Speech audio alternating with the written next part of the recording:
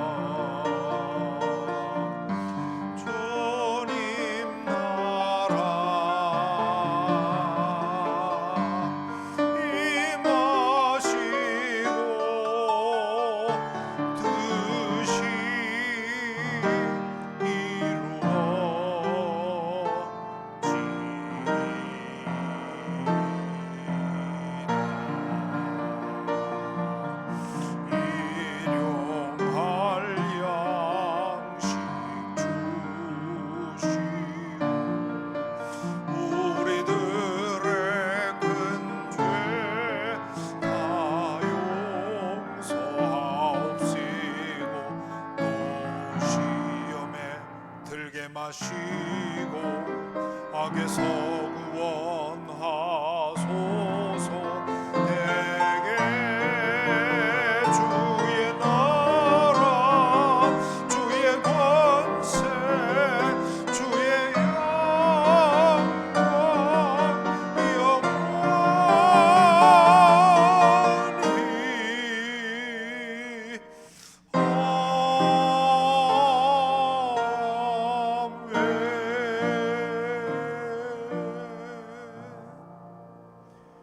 예배의 부름을 위해 잠시 고개 숙여주시기 바랍니다. 하나님이여, 주의 인자하심이 어찌 그리 보배로우신지요. 사람들이 주의 날개 그늘 아래에 피하나이다. 그들이 주님의 집에 있는 살진 것으로 풍족할 것이라. 주께서 주의 복락의 강물을 마시게 하시리이다. 진실로 생명의 원천이 주께 있사오니 주의 빛 안에서 우리가 빛을 보리이다. 주를 아는 자들에게 주의 인자하심을 계속 베푸시며 마음이 정직한 자에게 주의 공의를 베푸소서. 아멘. 개회 찬송 9장 함께 부릅니다.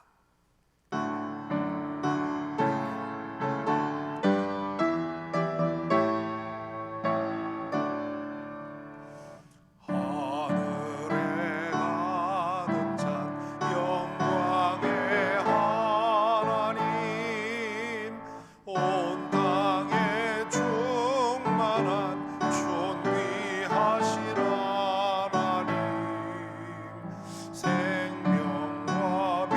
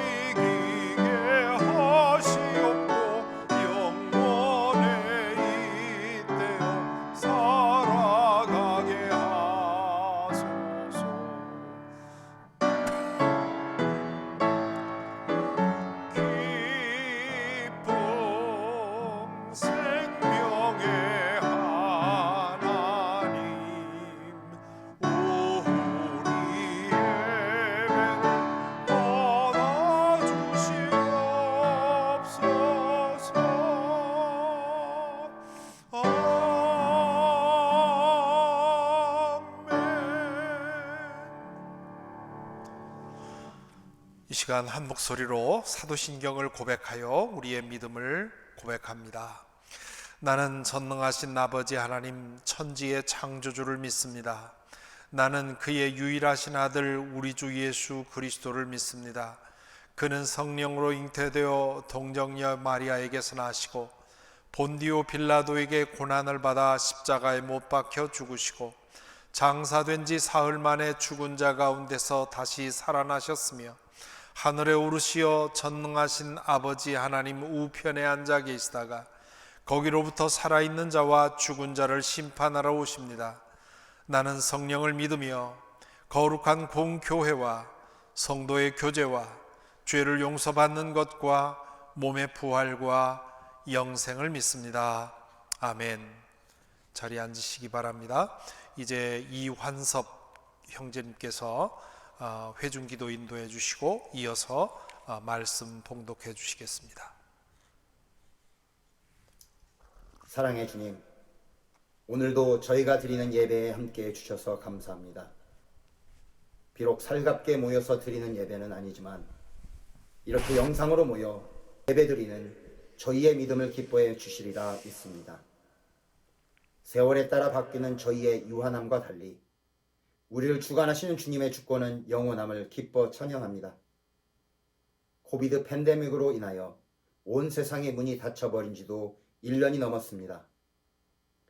1년 전만 해도 우리는 코비드를 그냥 해마다 겪는 계절성 독감이나 한 지역에서 시작한 조금은 독한 전염병 정도로 치부했습니다.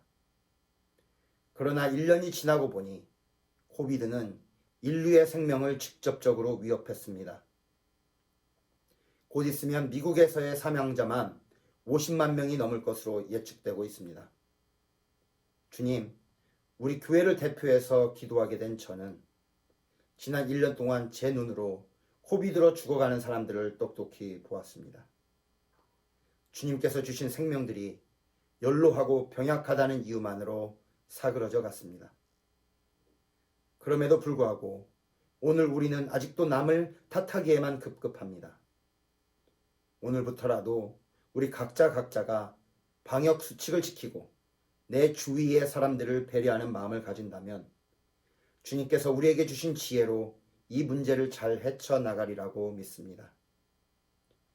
코비드 팬데믹은 또한 우리 각자의 내면에 있는 차별의 관성을 더욱더 드러나게 하였습니다. 감염자여서, 감염자의 가족이어서, 특정한 인종이 더 많이 걸리는 것 같다면서 직업적 특성 때문 등등의 이유만으로 우리는 다른 사람들을 차별하였습니다. 그런 차별적 언어가 방송이나 지면에서 공공연히 사용되었고 정치인들은 그것을 자기의 이익을 위해 이용하였습니다. 주님, 적어도 우리 그리스도인들만이라도 세상의 미랄이 될 수 있도록 용기를 허락하여 주시옵소서. 우리가 이런 어려움 속에서 우리의 신세를 한탄하기보다 우리 믿음의 조상들처럼 오히려 주님의 영광을 찬양할 수 있는 믿음을 또한 허락해 주시옵소서. 주님께서 주시는 새하늘 새 땅이 이런 위기 속에서 오히려 꽃을 피우는 눈꽃처럼 우리에게 와서 종국엔 새봄의 형형색색의 꽃밭이 될 수 있도록 하여 주시옵소서. 오늘도 이런저런 이유로 주님께 간절히 기도하는 우리 형제 자매들이 있습니다. 그 기도 가운데 주님의 위로와 평강이 함께 하시길 기원합니다. 특별히 심신의 건강으로 기도하는 우리 교우들과 함께 해주시고 치유의 손길을 더하여 주시옵소서. 팬데믹 가운데에서 사랑하는 가족을 주님의 품에 보낸 우리 형제 자매들에게도 위로를 더하여 주시옵소서. 이 세상 어느 곳이나 안전한 곳은 없지만 특별히 교회가 파송한 선교사님들과 그 가정에도 평안과 건강을 허락하여 주시옵소서. 다시 한번 주님의 영광을 찬양합니다. 주님 오셔서 저희를 증인 삼으시옵소서. 이 모든 말씀 우리 주 예수 그리스도 이름으로 기도드립니다. 아멘.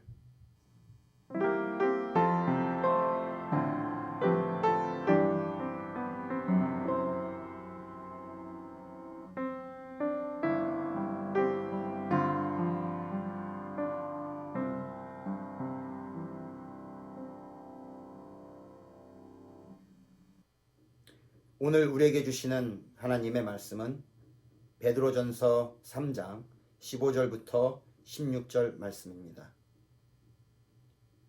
다만 여러분의 마음속에 그리스도를 주님으로 모시고 거룩하게 대하십시오.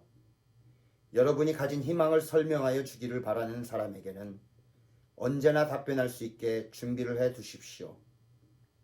그러나 온유함과 두려운 마음으로 답변하십시오. 선한 양심을 가지십시오. 그리하면 그리스도 안에서 행하는 여러분의 선한 행실을 욕하는 사람들이 여러분을 헐뜯는 그 일로 부끄러움을 당하게 될 것입니다. 이것은 주님의 말씀입니다.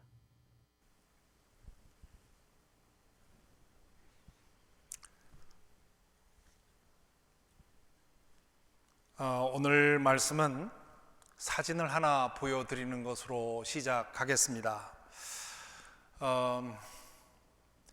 주 예수를 믿으라 그리하면 너와 내 집이 구원을 얻으리라 하는 그런 광주에 있는 어느 학교에 기독교 정신으로 세워졌다는 국제 학교의 입구에 있는 말씀 현판입니다. 아주 금색으로 으리으리하게 성경 말씀을 써놓았는데요. 그 밑에 보면 노란색으로 뭐가 보이지요? 계란, 누군가가 와서 이 현판에 계란을 던져서 계란 범벅이 된 사진입니다. 이 사진은 광주에 있는 TCS 국제학교라는 그 학교의 모습입니다. 지난주에 그 학교에서 학생과 교직원 100여 명이 집단 확진이 되었습니다.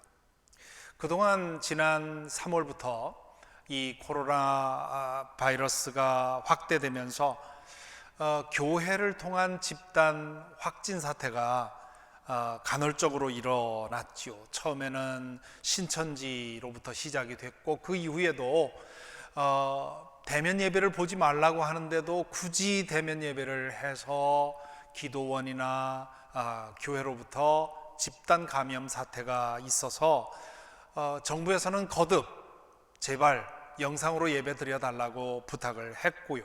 그런데 교계 일각에서는 그것을 정부에 대해 이 종교 탄압이라고 그렇게 규정을 하면서 거부했습니다. 그래서 계속해서 교회를 통한 집단 확진 사태가 이어졌는데요. 그러다가 지난주에 대형 감염 사태가 발생을 했죠.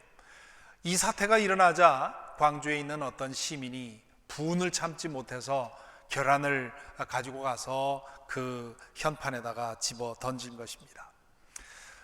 며칠 전 아침 신문에서 한국 신문에서 이 사진을 보고는 마치 우리 주님의 얼굴에 계란 범벅이 된 것 같아서 참 마음이 아팠습니다.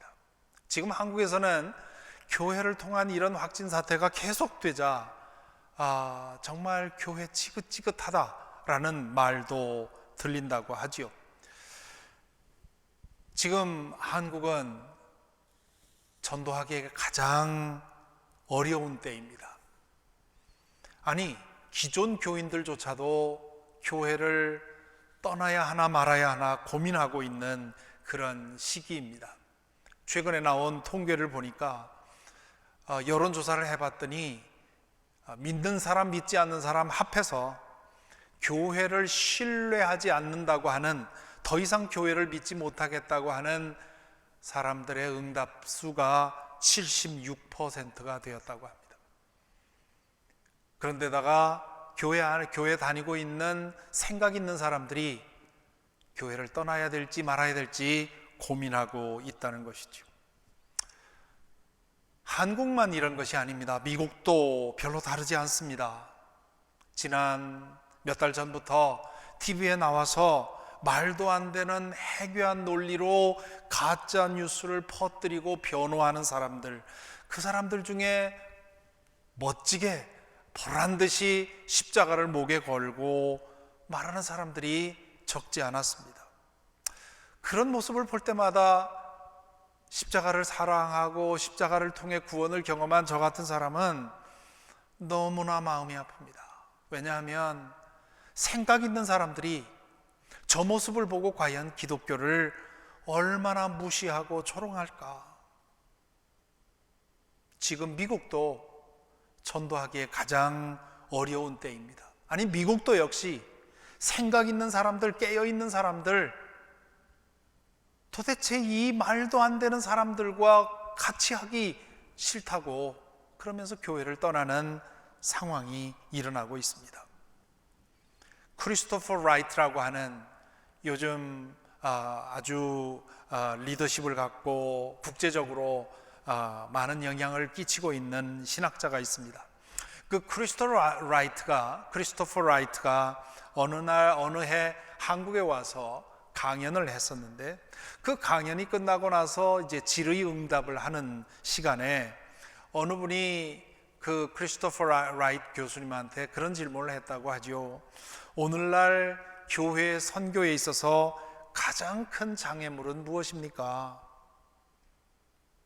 많은 기독교인들이 생각하는 선교의 가장 큰 장애물들, 사람들이 말하는 것들이 있지요. 뭐 이슬람도 그렇고 동성애가 그렇다는 등, 과학이 그렇다는 등, 물질주의가 그렇다는 등 여러 가지 얘기들을 하는데, 아마 이 질문한 사람은 그런 것 중에 하나 얘기할 줄 알았던 것 같아요. 그러자 이 크리스토퍼 라이트가 하는 말이, 교회 선교에 있어서 가장 큰 장애물은 우리 자신입니다. 그랬다고 하죠. 교회가 허물어지는 것, 이렇게 해서 교회가 점점 텅 비어져 가는 것, 그게 문제가 아닙니다. 문제는 우리 모두의 구원자이신 예수 그리스도가 가려지는 데 있지요. 교회가 전하는 복음이 더 이상 전해질 수 없다는 데 있습니다. 우리를 통해서 빛나야 할 살아계신 하나님의 영광이 가려지는 데 문제가 있습니다.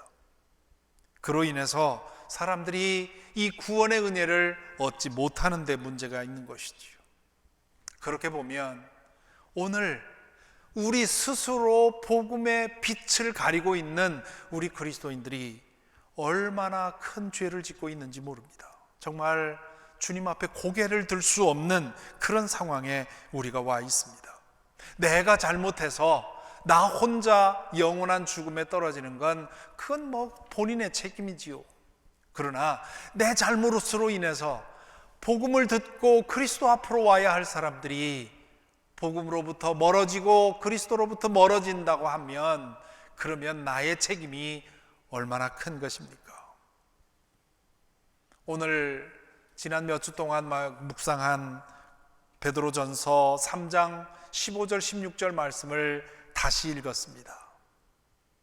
이 말씀에서 베드로 사도는 비난과 모욕을 당하고 있는 상황에서 믿는 사람들이 취해야 할 자세에 대해서 얘기를 하고 있습니다.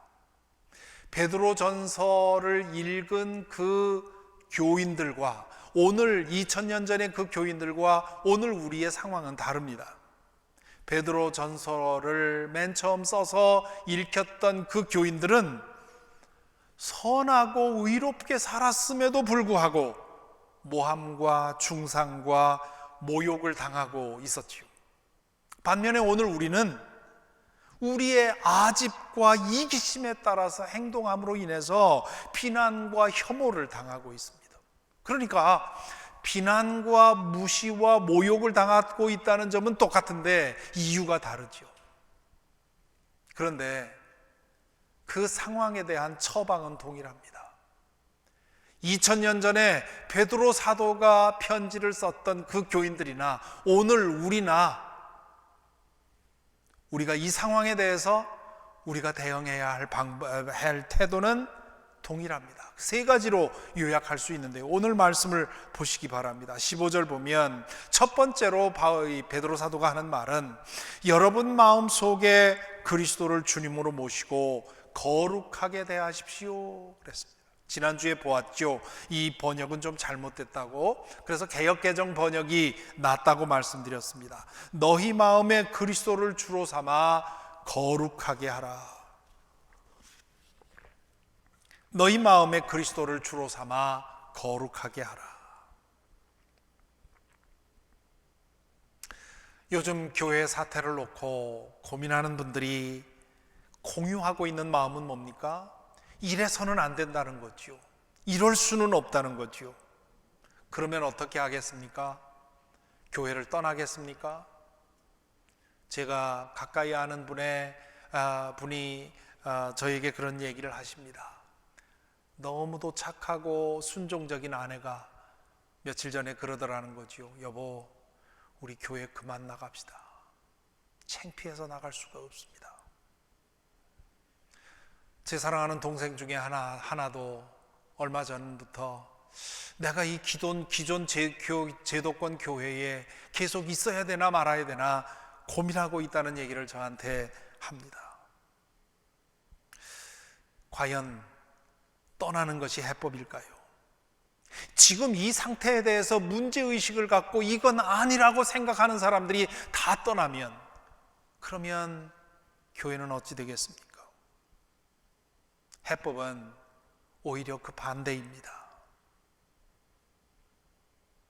정말 하나님을 사랑한다면, 정말 예수 그리스도를 인격적으로 만났다면, 그리고 그리스도의 몸인 교회를 정말 사랑한다면, 복음을, 십자가를 구원의 진리로 믿고 있다면, 그렇다면 오늘 이 엉망진창이 되어 있는 이 교회의 문제를 내 문제로 떠안아야 합니다. 그리고는 우리가 해야 할 첫 번째 일은 뭐냐? 베드로 사도가 오늘 말하고 있는 듯이 당신의 마음에 그리스도를 주로 삼아 거룩하게 하십시오. 이 일을 더욱 힘써야 합니다. 만일 여러분 주변에 이런 사태를 보고 정말 교회 실망이다, 정말 교인들이 믿는 그 하나님이 진짜 하나님인지 예수님이 정말 살아계신지 알 수가 없다, 이렇게 질문하는 사람이 있다면 그 사람의 마음을 잡아줄 수 있는 사람은 누굽니까? 어떤 신학자도 어떤 목사도 아닙니다. 바로 그 사람이 직접 알고 있는, 가장 가까이 알고 있는 예수 믿는 사람, 바로 당신입니다. 여러분을 보고 아니지, 그래도 제대로 믿는 사람이 있는 거 보면, 그러면 기독교 복음은 가짜가 아니고 예수님은 살아계신 게 분명해 라고 생각할 수 있도록 그들의 마음을 고쳐줄 수 있는, 붙잡아줄 수 있는 사람이 바로 우리라는 겁니다. 교회의 소망은, 교회의 희망은 어떤 탁월한 목회자나 설교자에게 있는 것이 아니라 저와 여러분, 우리 한 사람 한 사람에게 있습니다. 우리가 선 자리에서 매일매일 그리스도를 주로 삼아 내가 거룩해지도록 힘쓰므로 말미암아서 내 가정에서, 내 직장에서, 사회에서 겸손하게, 진실하게, 정직하게 희생하며 섬기는 자세로 일관되게 살아가야 합니다. 그렇게 사는 우리 때문에 끝내 복음을 외면하지 않게 될 것이지요.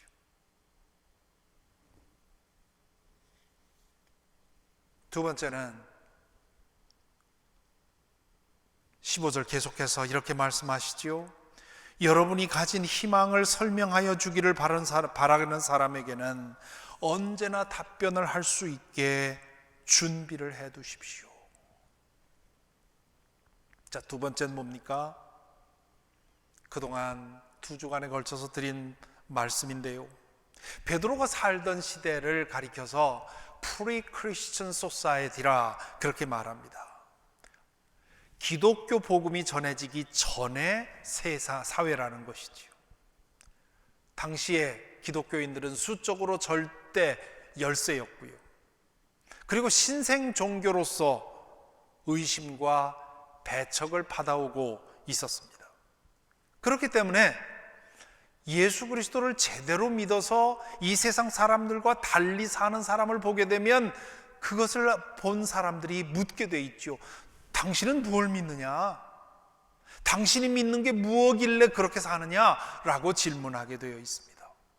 그래서 베드로 사도는 그때 당신이 믿는 바가 무엇인지를 요령 있게 설명해 줄 수 있도록 준비하라고 말하는 겁니다. 반면에 오늘 우리가 사는 세상을 포스트 크리스천 소사이티라 그렇게 말합니다. 무슨 얘기입니까? 기독교 복음이 이미 전해졌다는 것이죠. 많은 사람들이 기독교가 무엇인지 알고 있다는 겁니다. 사람들은 기독교가 원래는 좋은 종교라는 사실을 대부분 인정하고 있습니다. 예수 그리스도가 훌륭한 분인 것도 사람들은 알고 있습니다. 따라서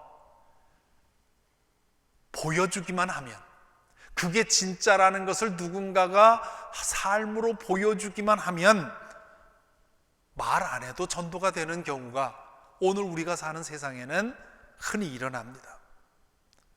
문제는 우리가 예수 그리스도의 복음이 진짜라는 걸 보여주지 못하는 데 있습니다. 아니, 요즘에는 우리의 말과 행동이 전혀 반대의 얘기를 하기 때문에 사람들이 교회에 대해서 고개를 돌리는 것이지요. 그리스도를 마음의 주로 삼아 우리 자신을 거룩하게 하고 그 능력으로 이 세상에서 의롭게 거룩하고 진실하게 겸손하게 살아간다면 굳이 말하지 않아도 교회 한번 가볼까? 나도 한번 믿어볼까? 이런 생각하게 되는 것이지요. 제가 몇 년 전에 어느 도시에 집회를 초청받아서 가게 되었습니다. 그런데 그 교회 집회를 떠나기 전에 그 교회 교인으로부터 메일을 받았습니다. 그 메일에는 우리 교회에 오신다고 하는데 어느 고등학교 출신 김영봉이 맞습니까? 라는 질문이었습니다. 알고 보니 제 고등학교 동기가 그 교회의 교인이었습니다. 그래서 연락해서 회답을 하면서 반갑다 친구야, 우리 가게 되면 한번 만나세. 그리고는 집회 중에 제 아내와 그리고 그 부부와 만나게 되었습니다. 그런데 기억을 해보니까 그 친구가 고등학교 때 교회 다니지 않았거든요. 그 같은 반에 교회 다니는 아들끼리 이렇게 모이고 했기 때문에 그 친구 거기에 속하지 않았다는 걸 기억하기 때문에 제가 그 친구에게 물어봤습니다. 자네 고등학교 때 교회 다니지 않았는데 어떻게 교회 다니게 되었느냐고 물었죠. 그랬더니 그 친구는 이제 한국의 어느 회사의 주재원으로 미국에 와 있다가 이제 회사를 사표를 내고 그리고는 그곳에서 사업을 하던 친구였습니다. 그런데 IMF 때 한국에 아주 가까운 친구 하나가 사업을 하던 친구가 IMF로 인해서 도산을 하게 됩니다. 아주 쫄딱 망했다고 하지요. 그래서 이 친구가 그 절친이 그런 고통 속에 있는데 내몰라라 할 수 없어서 휴가를 내서 한국에 들어가서 이제 그 친구 수습하는 걸 도와주었습니다. 이 친구를 수습하며 도와주고 있는데 그 친구의 아내를 보고 이 친구가 놀란 겁니다. 다른 사람들 같으면, 내 아내 같았으면 이런 상황이 되면 정신을 못 차리고 기진맥진하고 분노를 퍼붓고 뭐 이럴지 모르겠는데 이 친구의 부인을 보니 그 어려운 상황, 그 참담한 상황을 아주 의연하게 침착하게 여유 있게 일을 처리하는 것을 보게 됩니다. 그 모습을 계속 지켜보면서 이 친구가 스스로 질문했다는 거죠. 내 친구의 아내가 어쩌면 저렇게 의연하게 이 어려움을 견뎌낼 수 있었을까? 가만히 생각을 해보니까 그의 믿음 때문에 그렇다는 걸 알겠더라는 거죠. 그래서 귀국하기 전에 아내에게 전화를 한 겁니다. 전화를 해서는 안부를 묻고 아내에게 갑자기 뜬금없이 그렇게 얘기를 합니다. 여보, 나 귀국하면 우리 다음 주부터 교회 나갑시다. 그랬더니 아내가 하는 말이 이게 무슨 일이래? 그렇지 않아도 친구들이 교회 나가자고 했는데 그래서 가고 싶었는데 당신이 교회 나가자는 말 씨도 안 먹힐 사람인 거 알았기 때문에 내가 말도 못 꺼냈어. 당신이 좋다면 나는 문제 없어.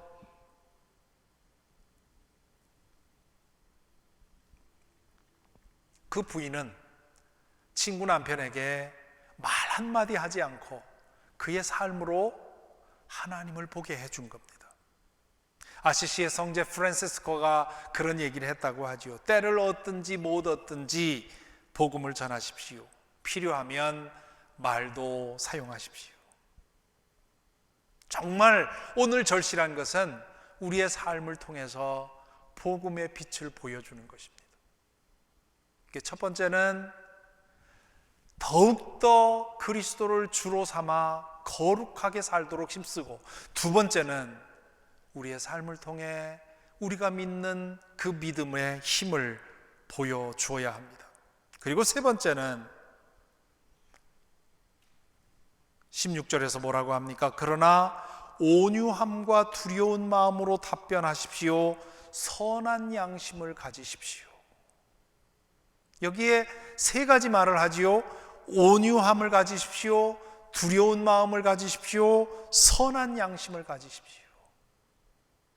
믿지 않는 사람을 대할 때, 믿지 않는 사람들에게 내 신앙을 설명할 때 이 세 가지를 기억하라는 겁니다.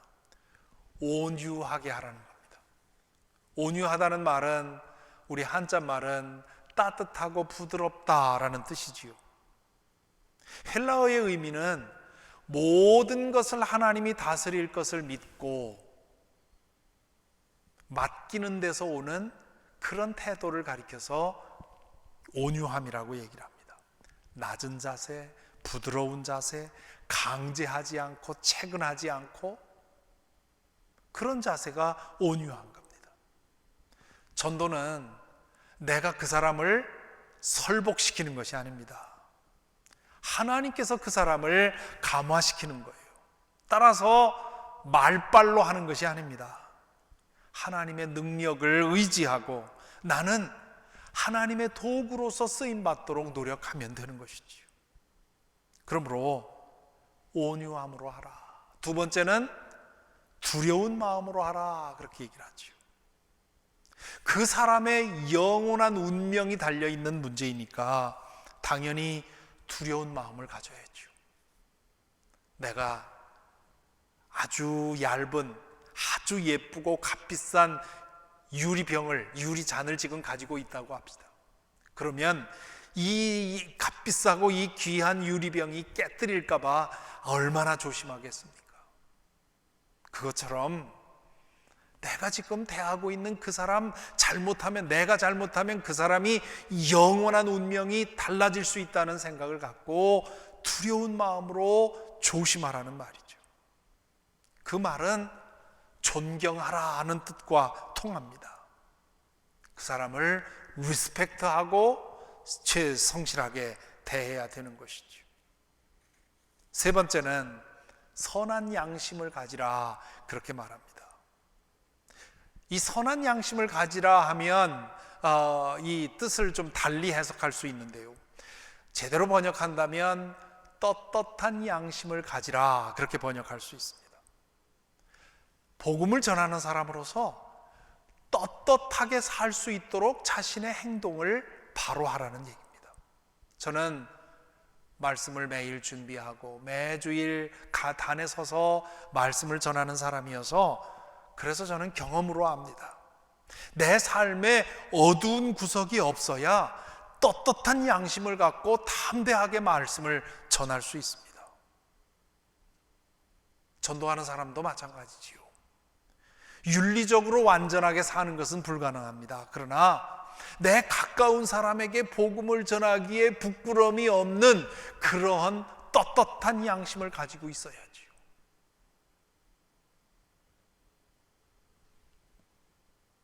내 사는 건 보지 마, 내 말만 믿어, 이건 말이 안 되는 거 아닙니까? 내게 부족한 건 많아, 하지만 오늘의 나 된 건, 그래도 이만큼 된 건 내가 믿는 하나님 때문이야. 당신도 이 하나님을 통해서 이런 변화를 한번 받아봐, 이렇게 얘기할 수 있는 것이지요.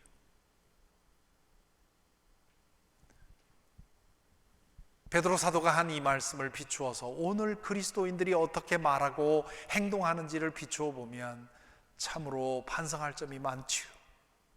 오늘날 그리스도인들, 소위 예수장이라는 사람들이 믿지 않는 사람들에게 비치는 이미지가 뭘까요? 온유함입니까? 온유함 대신 아집과 강짜와 위협과 정죄와 판단, 이런 것들이 더 강하지 않습니까? 두려움, 사람을 대할 때 경외감을 갖고 존경심을 갖고 배려심을 갖고 사람들을 대하기보다는 무심하게, 무감각하게 그저 자기 하고 싶은 대로 배려 없이 행동하는 것, 이게 기독교인들, 오늘 기독교인들의 모습 아닙니까? 떳떳한 양심이 아니라 부끄러운 양심으로 살아가는 것이 오늘 우리의 모습입니다. 이런 것을 생각하면 오늘날 교회는 정말 철저히 새로워져야 합니다. 교회가 새로워져야 된다는 얘기는 뭡니까? 목사가 새로워져야 되고, 또 여러분 정말 예수님을 사랑하고 하나님을 사랑하는 여러분 한 사람 한 사람이 달라져야 한다는 뜻입니다.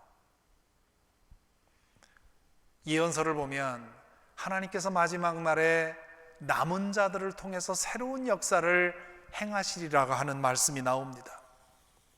예언자들을 통해서 말씀하신 남은 자들은 누굽니까? 그 남은 자들이 되는 두 가지 조건이 있습니다. 첫째는 고난을 통과하고 살아남은 사람이고요, 두 번째는 그 고난의 풀무불로 새로워진 사람들입니다.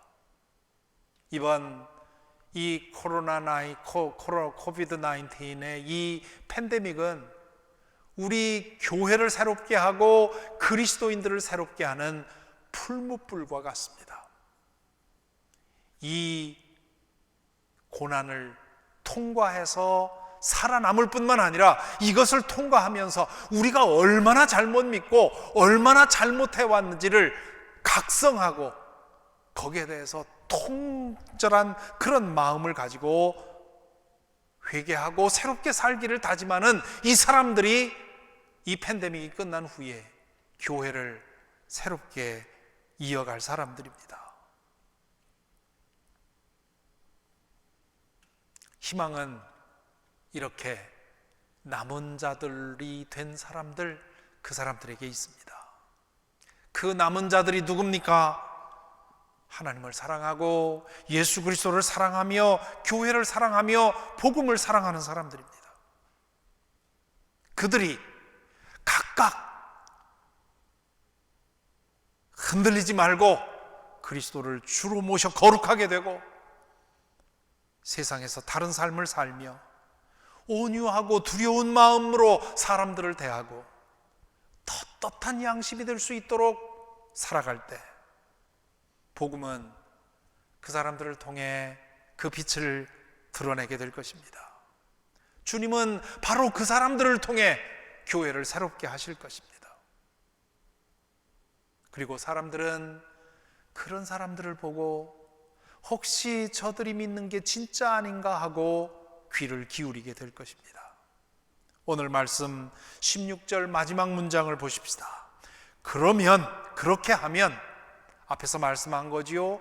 그리스도를 주로 삼아 거룩하게 하고, 그리고 우리 안에 있는 소망이 무엇인지를 삶으로 보이고 온유함과 두려움과 선한 양심으로 살아가게 되면, 그리하면 그리스도 안에서 행하는 여러분의 선한 행실을 욕하는 사람들이 여러분을 헐뜯는 그 일로 부끄러움을 당하게 될 것입니다. 이 말씀을 오늘의 상황으로 바꾸면 이렇게 바꿀 수 있습니다.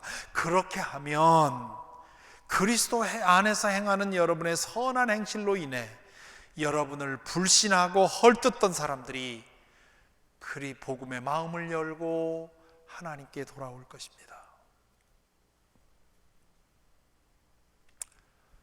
지난 한 주간 한국교회에서 일어나는 일들을 보면서 정말 마음 아팠습니다.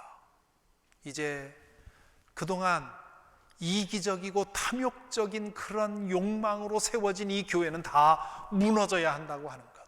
아니, 하나님께서 지금 그것을 다 심판하고 있는 것 아닌가 하는 그런 생각이 들었습니다. 그럴지 모르겠습니다. 그런 것 같아요. 지금 한국교회 형편없습니다. 미국도 마찬가지고요. 자, 이 상황에서 예수 그리스도를 인격적으로 만난 저와 여러분은 어떻게 해야 되겠습니까? 우리 주님이 만신창이가 된 이 교회를 바라보시면서 오물이 뒤집어 씌워진 그 거룩한 십자가를 보시면서 얼마나 마음 아파하실까? 그 주님의 아픔을 느낀다면 오늘 말씀대로 다시 한번 마음을 가다듬고 이 팬데믹을 통과하면서 우리가 남은 자로 설 수 있도록 그리스도를 주로 삼아 더욱 거룩하게 하고 우리 안에 있는 소망이 어떤 것인지를 삶으로 보이며 누구를 만나든지 온유함과 두려움과 선한 양심으로 대하여 우리를 통해 복음이 다시 드러나고 십자가의 능력이 드러나고 복음이 드러나는 그런 변화가 있을 수 있도록, 그래서 희망이 다른 사람이 아니라 바로 저와 여러분 우리 한 사람 한 사람을 통해서 희망이 회복될 수 있기를 간절히 기원합니다. 기도하겠습니다. 이 시간 우리 함께 기도할 때 오늘 이 조롱받고 있는 기독교, 혐오당하고 있는 교회, 무시당하고 있는 그리스도인들을 생각해 보십시다.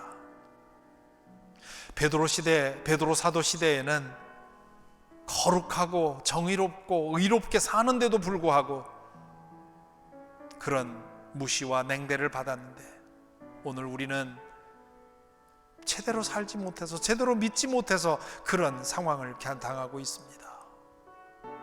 주님이 얼마나 마음 아파하실지. 그렇다면 이 시간 다른 사람 보지 마십시다. 바로 내가 주님께서 기대하시는 희망입니다. 내가 바로 서고 내가 바로 잡혀야 합니다. 그리고 우리 교회가 바로 서야 합니다.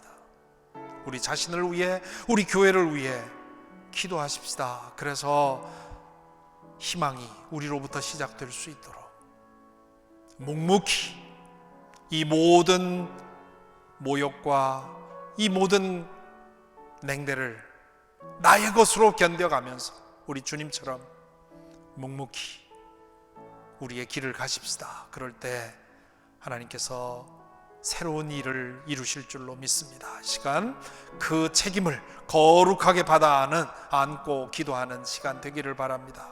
기도하겠습니다.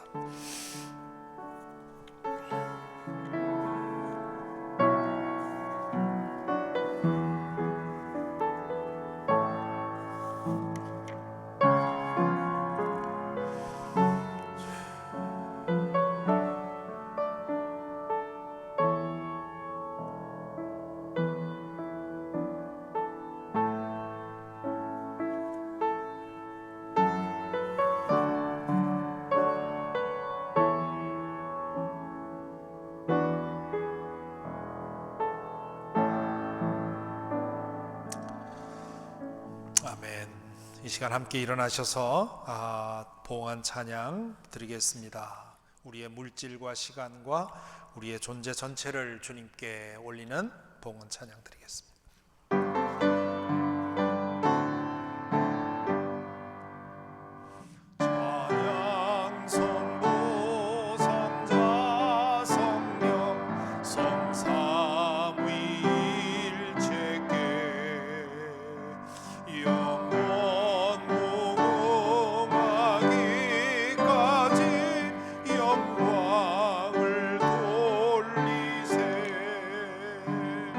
영광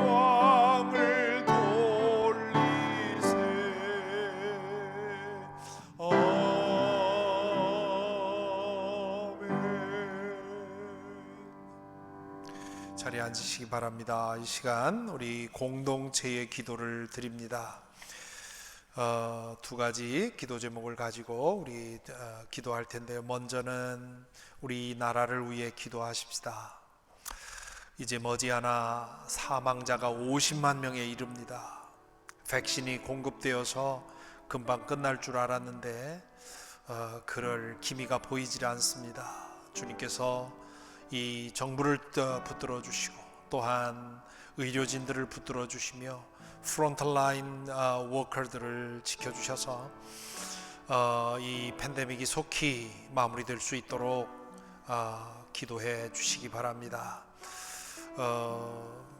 또한 고통 중에 있는 이들, 코비드 19으로 인해서 감염되어서 고통 중에 있는 이들, 또 그들을 위해 불철주야 헌신하는 의료진들을 기억하며 우리 중보하겠습니다.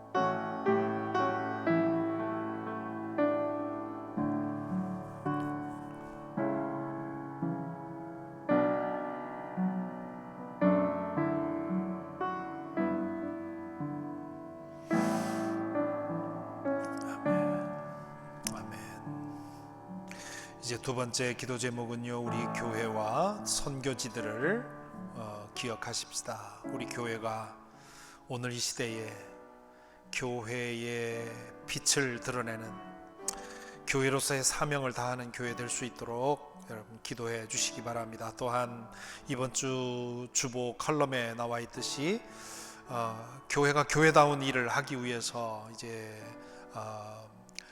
선교 목사님도 파송 받으려고 우리 계획하고 있습니다.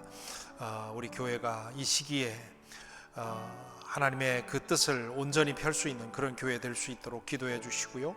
또 그동안 멕시코 까깔첸, 남아공, 케이프타운, 아리조나 호피 보호 구역을 위해서 우리가 선교해 왔는데 이제 올해부터는 남아공 우스터의 김현주 선교사와 기니의 조슈아 킴 선교사를 추가해서 지원합니다. 우리 선교지들을 기억해 주시고 또한 어려움 중에 있는 교우들을 기억하시면서 이 시간 함께 기도하겠습니다.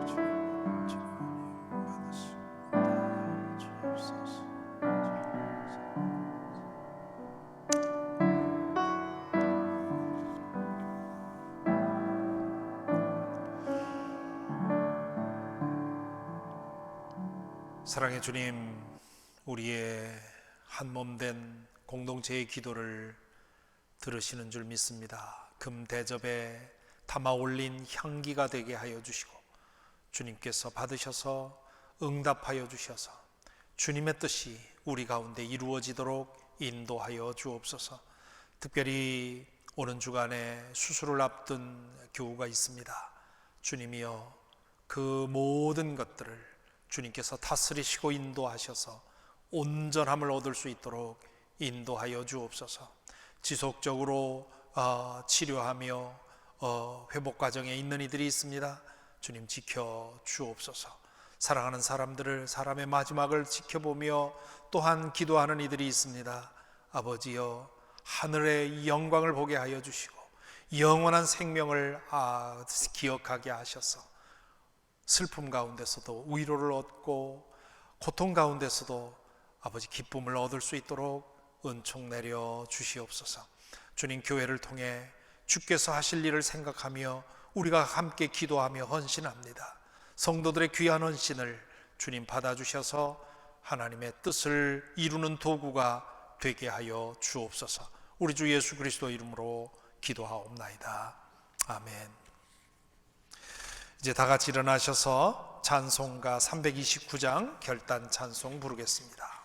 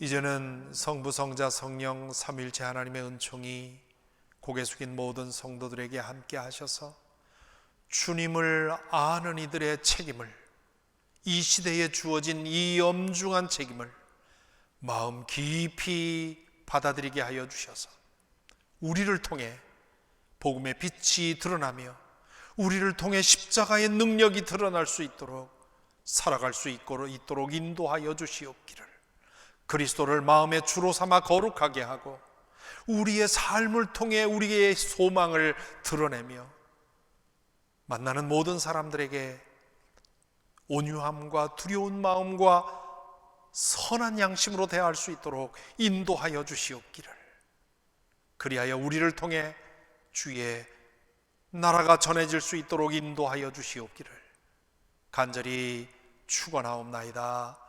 아멘.